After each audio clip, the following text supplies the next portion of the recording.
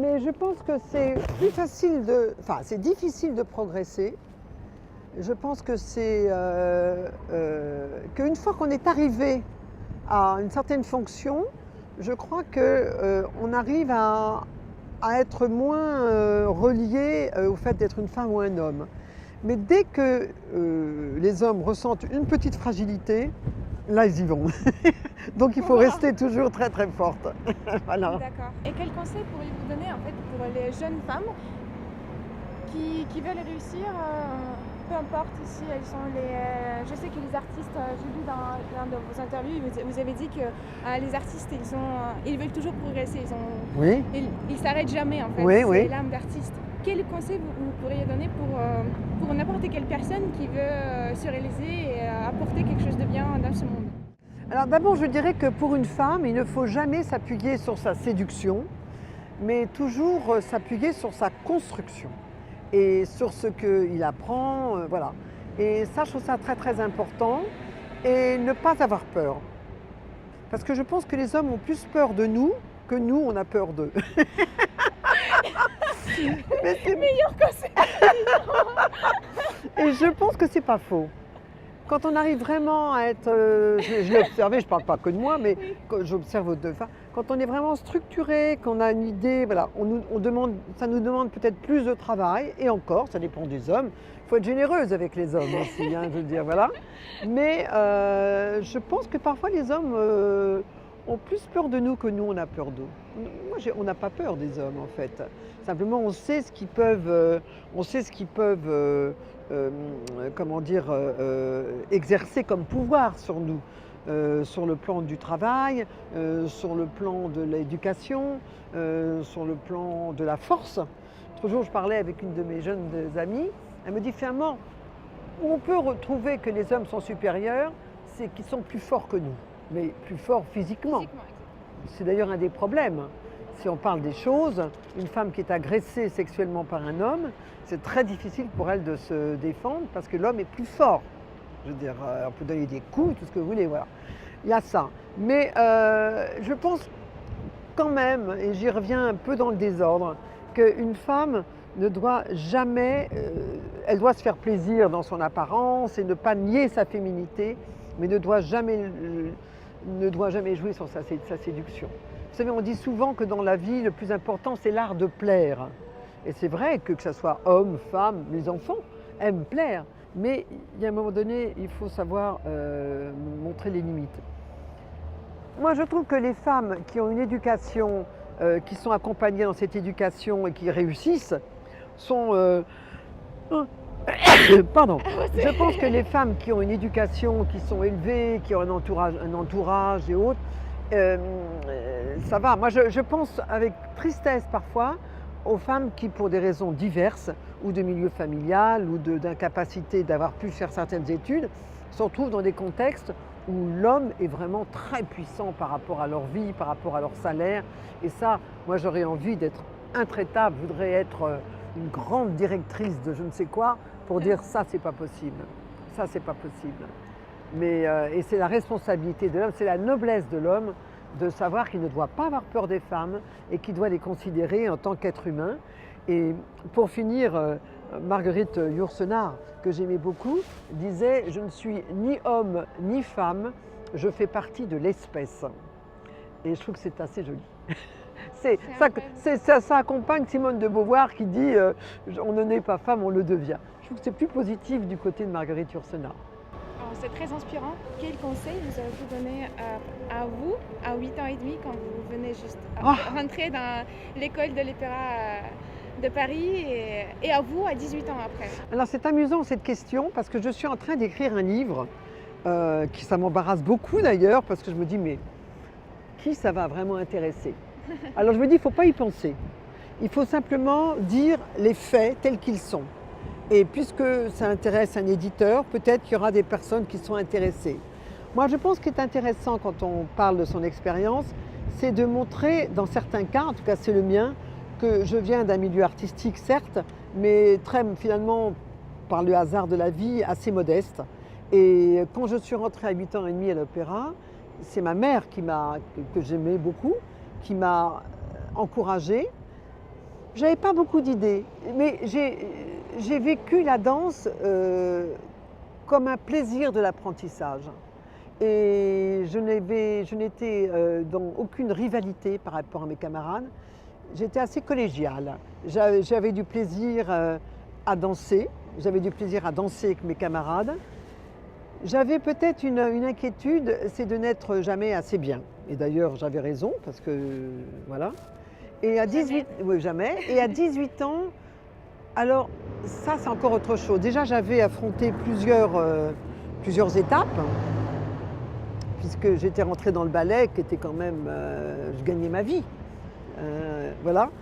Et assez rapidement, je me suis dit, voilà, j'ai 18 ans, je peux rester à l'opéra. À l'époque, c'était jusqu'à 40 ans. Maintenant, c'est 42 ans.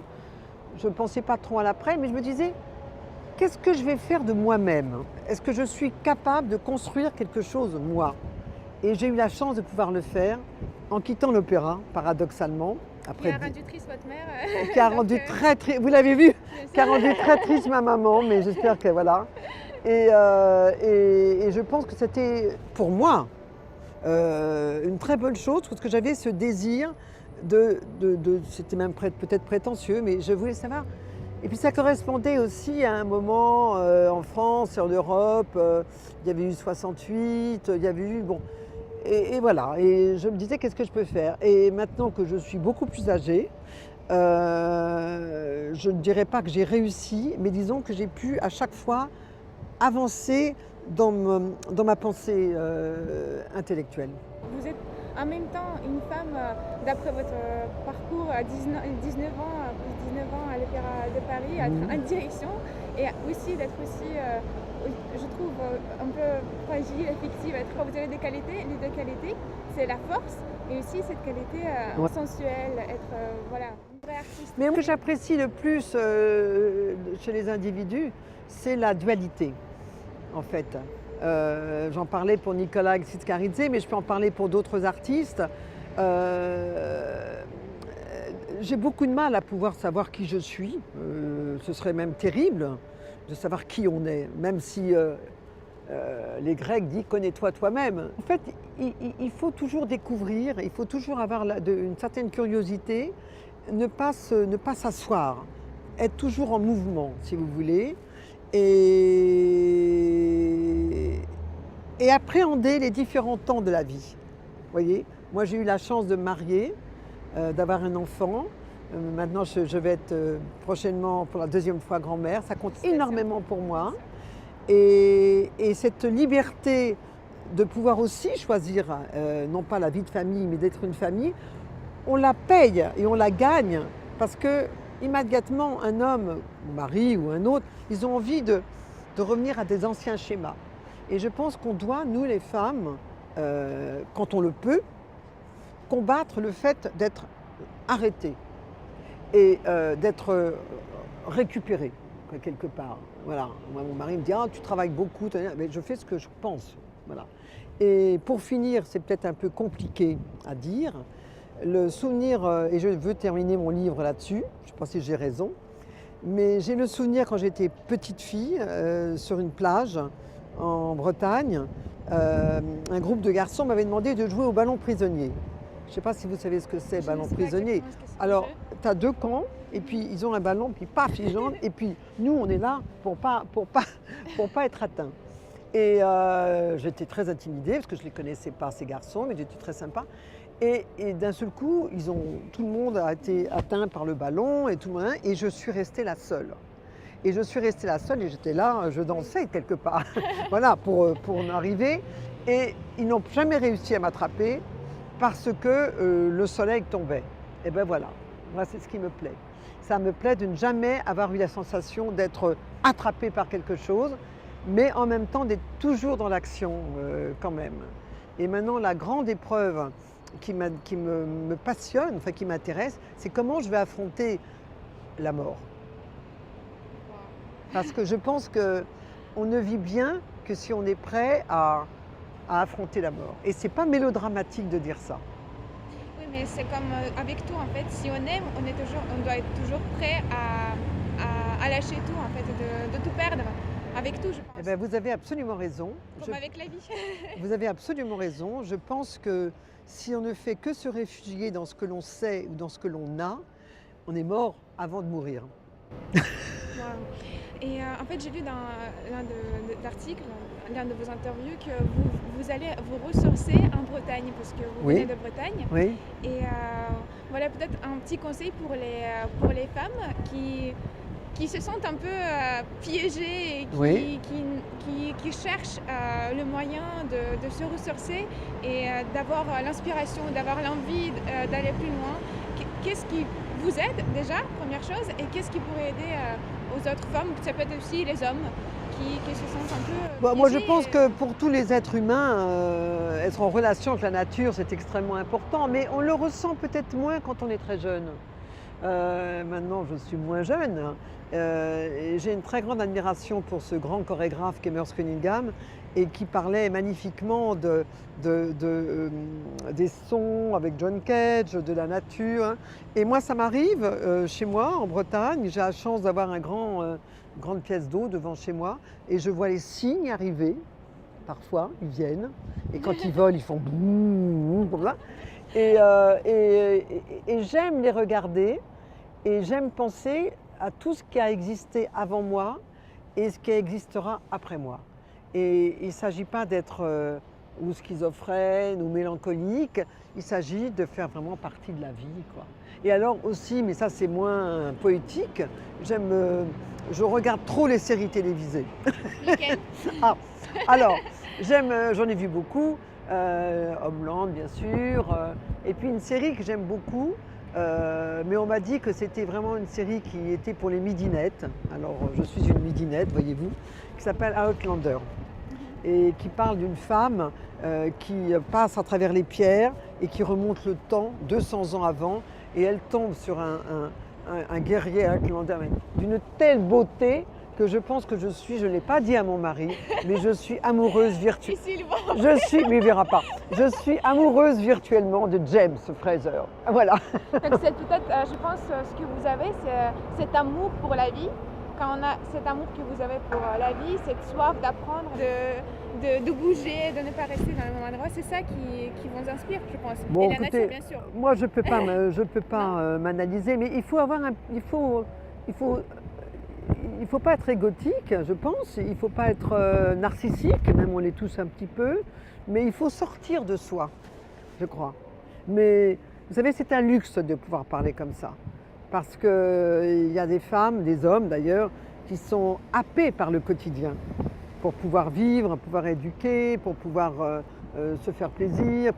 Donc je pense que j'ai eu la chance d'être privilégiée au départ par l'amour de ma mère, et privilégiée par la danse, et privilégiée par les rencontres aussi. Vous avez déchaîné les saisons de ballet à l'Opéra Garnier, à l'Opéra de Paris en général. Et qu'est-ce que vous avez donné le courage de chaque fois de vous lever et de dire « Allez, je suis en forme, on enchaîne !» C'est drôle que vous disiez cela parce qu'on réfléchit beaucoup en ce moment, partout, au renouvellement des directions. Et je pense, on va renouveler bientôt le directeur actuel de l'Opéra de Paris. Et je pense que je lui avais dit à l'époque, mais il faut être heureux à l'opéra. Il faut être heureux à l'opéra. Et je me souviens que je lui avais dit ça. Il m'a dit ah oui, oui, oui. Et puis je l'ai vu 3 mois après. Je lui ai dit alors est-ce que tu es heureux? Et il m'a dit oui, je suis très heureux. Je me suis dit il n'est pas heureux. Énorme, du coup. Mais ça ne l'a pas empêché de faire un travail intéressant. Mais je crois qu'il faut avoir du plaisir. Je pense qu'il faut pas aimer le conflit pour le conflit, mais il faut avoir le goût de voir comment on peut apporter le meilleur pour les autres.